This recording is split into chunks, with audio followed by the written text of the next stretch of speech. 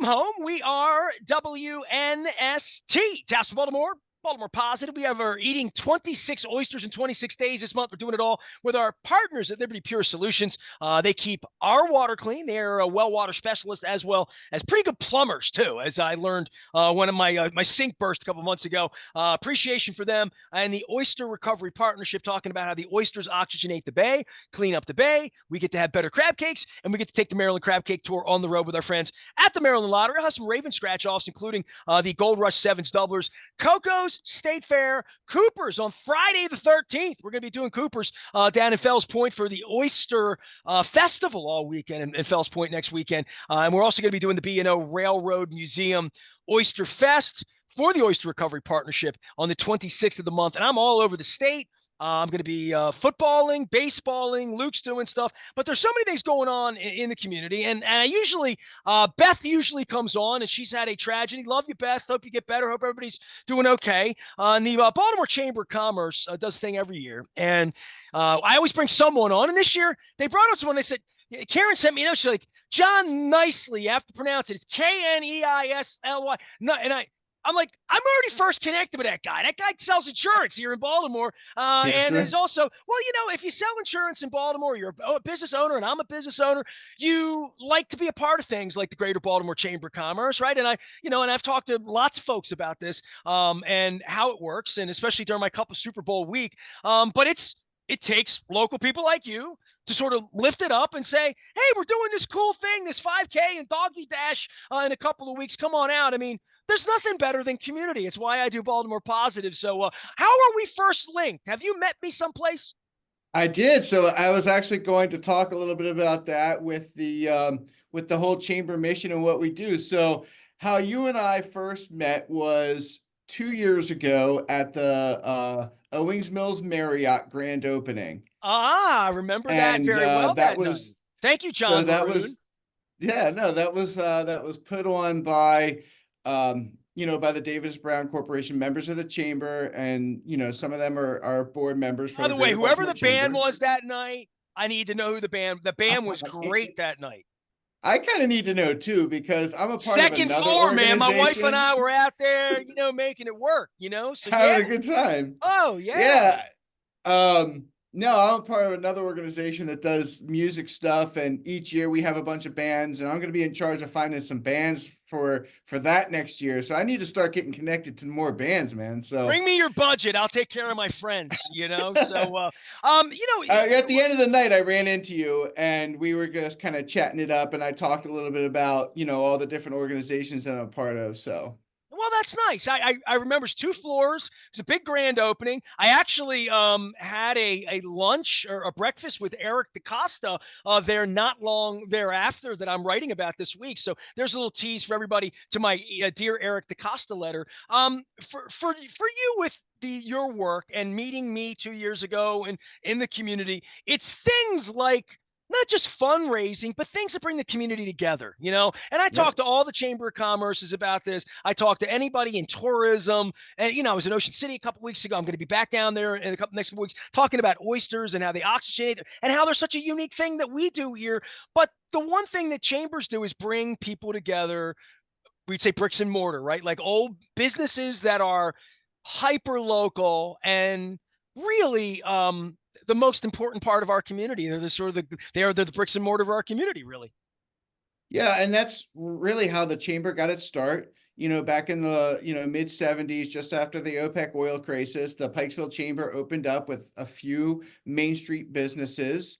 And the whole goal was just to make sure that people knew how great Pikesville was. And at that time, the Main Street was really a super thriving community, a place where people were coming to, actually get some fancier things. And then over time, the chamber continued to grow and evolve, make it through some other crises, .com crisis, the pandemic, and grow and evolve and do some different things over the years. And yeah, that's exactly what we want to do, is bring, not only bricks and mortar, but there's this whole new avenue of just internet-based businesses, and entrepreneurs that do a lot of stuff just kind of from their home. Like we had this one program called the Chamber Champions program, and what you do is like some people will go in and they'll say, hey, I really want to be a part of the chamber. This is why.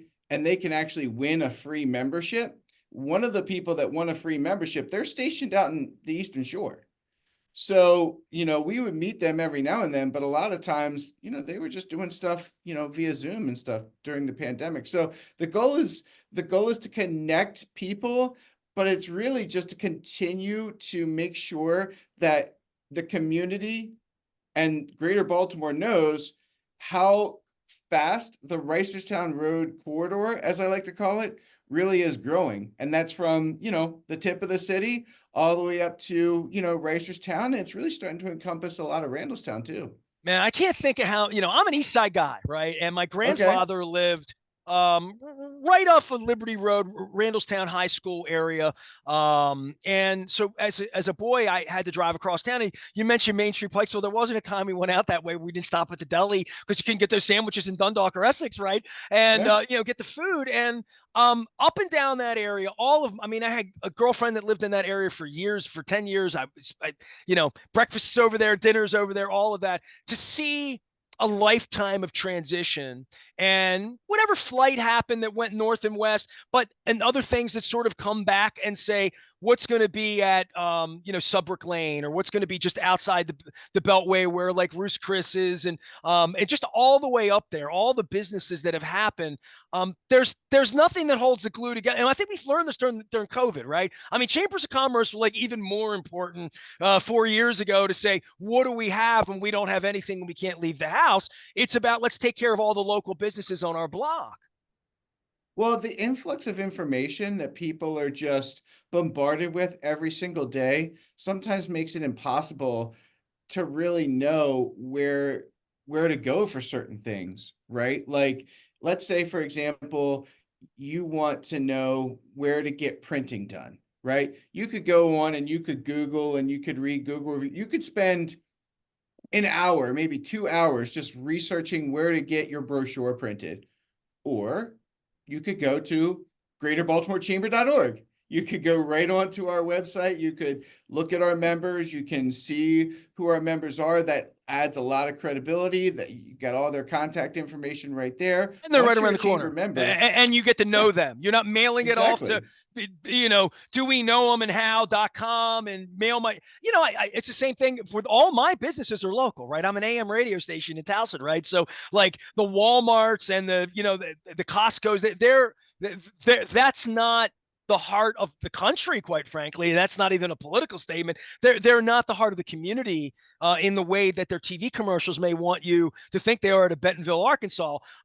That's a Yeah. little bit different than, let's say, getting your printing done at Strategic Factory with Keith Miller right out in Owings Mills, and he's got Strategic Fest coming up in a couple weeks. Like, knowing these people, when people call me, and it's one benefit of me having lived here my whole life and being a local person is, oh, I know a guy. I know a gal. I know them. I got a guy for that. I got a girl for that. I got a friend for that. And that's really the advocacy and the trust and the it's how we keep the community going. It's that's what's made Baltimore great for 250 years, honestly. So funny story. And I think it's a little bit relevant to what we're talking about because it just happened to me last night. As the chairman, I get a lot of different things that kind of come my way every now and then. And so, as you might know, we have a farmer's market, and the farmer's market runs Hold on. My from wife needs to hear about this. When's your farmer's market? so the farmers market's on Tuesdays at Pomona Square, and it runs from 2 to 6, and it runs from May until October. So you've got a few more Tuesday weeks left. afternoon, Tuesday, 2 to 6. Okay. All right. That's good. Tell her to come on I know out. where We've got Pomona great is. Do you know how farmers. many Fuddruckers burgers I had in Pomona Square back in the day? Stop. Come on. Ness, man, you and I, we're gonna not talk about the 5K because we're just gonna keep talking about random stories. If that was the very first Fuddruckers burger I ever had, because my grandmother, my dad's mother, is like buried at the cemetery across the street. And like right after her funeral, my dad and I went to that Fuddruckers when it was there. And like every time I go back and visit, I always think to myself, like, and that was such a great memory of my dad. So man, we're totally off Well, I mean, listen, that corridor, I camped out for every concert ticket at Reisterstown Road Plaza in 1981, 82, 83 for Yeah, Styx, David Bowie, The Who, The Stones, like all of that stuff. So that whole area for me is not foreign to me. And knowing sure. every business where I ever got a sandwich, a Carvel ice cream, a bagel, a sandwich, bonded jewelry, and my friend Jack Brown was my sponsor. I mean, Reisterstown Road Plaza and above there, 7 Mile Lane, Pikesville Auto was my first sponsor, 1992. So like, I'm down with what you're selling, but let's get to where Well, we're just going here with the well, doggies. just how it worked out, right? So, like I said, so we're at the It's a we have this farmer's farmers. market. I interrupted the farmer's market. So I'm we have this sorry. farmers I market, got and yellow watermelon on my mind. It's good yeah, peaches. we have some we have a security company that works there, and they're a member of the chamber. And I get a call yesterday night from the security guy that's at the farmers market. He's been our security guy for the last couple of years, and I've actually never met him in person, or so I thought, until he called me last night just to kind of give me an update on the market, and was like, "Hey, I was looking at your last name, Kneisly. That's a unique last name.